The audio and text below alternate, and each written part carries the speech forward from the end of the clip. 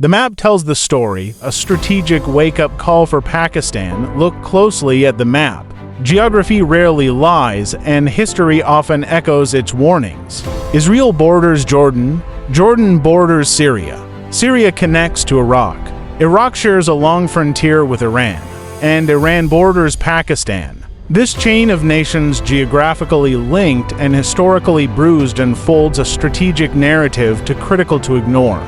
From diplomacy to devastation, the story begins with Jordan. When King Hussein signed a peace treaty with Israel, the Israeli intelligence agency Mossad quickly extended its reach to Syria's doorstep. Syria, under President Hafez al-Assad, became a thorn in this newfound proximity.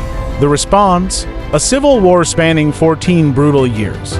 During this time, Syria's military and air force were dismantled, its economy crippled by debt, and its people caught in a cycle of violence. Bashar al-Assad, overwhelmed and isolated, eventually faded from power. Control shifted to warlords like al-Jilani.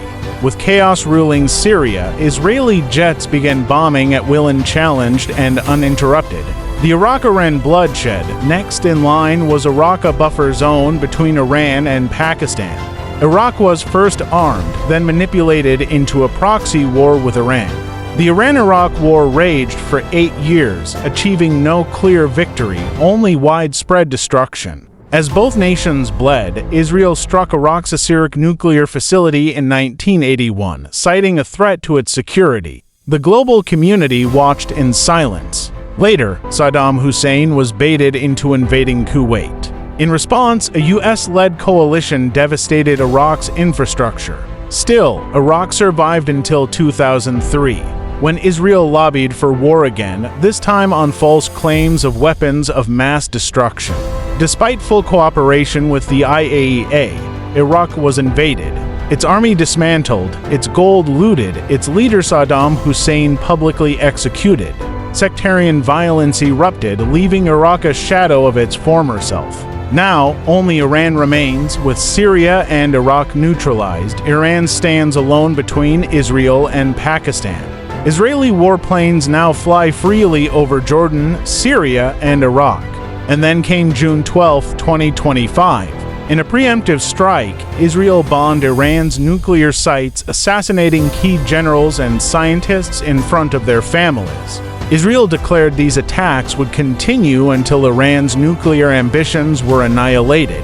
The Israeli defense minister issued a dire warning, greater than. If Iran retaliates, Tehran will be turned into ashes.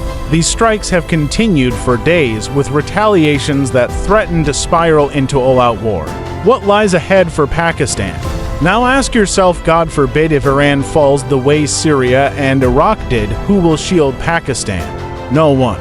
With airspace access secured through Jordan, Syria, and Iraq, Israeli fighter jets could strike inside Pakistan without needing refueling. Their path would be cleared by regional alliances and ideological partners like the Hindutva Brigade, who dream of Pakistan's fragmentation. Would we still wait and watch? The time to act is now. So-called champions of justice in Europe and America raise their voices only when their own interests are threatened. Otherwise, they remain silent spectators as nations are dismantled and people annihilated. This is no time for political indecision or strategic silence. Whatever must be done now, because if we delay any longer, we may not even be remembered in the stories of those who came before us.